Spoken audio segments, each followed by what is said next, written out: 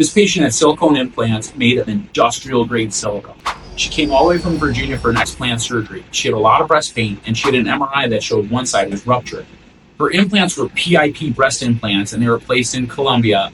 And she also, interestingly, had elevated liver enzymes and some autoimmune disease. Fortunately, I was able to do her explant surgery and remove all that capsule intact without spilling any of that industrial grade silicone inside the body.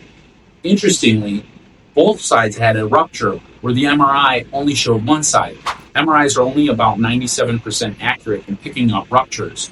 I was also able to do a breast lift on her, and I think I left her with a better look than she had with breast implants. PIP, or Polyimplant Prosthèse, was a breast implant company from France founded in 1991. They were liquidated in 2010 when it was uncovered that they started using industrial-grade silicone instead of medical-grade silicone in order to get a 90% cost savings. Their founder was credited with actually making this change, and he did it for over 9 years. But this was totally illegal.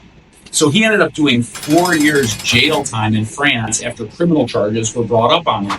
Hundreds of thousands of PIP breast implants containing industrial-grade silicone were sold from 2001 to 2010.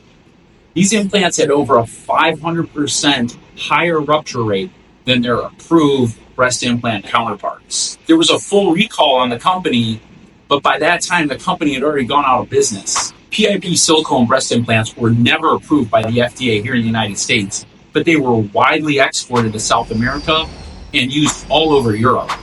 Over 2 million PIP breast implants were produced and sold over the lifetime of the company. Here in Miami, we still see a lot of PIP breast implants. If you yourself have any concern that you have PIP breast implants, you should see your board-certified plastic surgeon for consultation.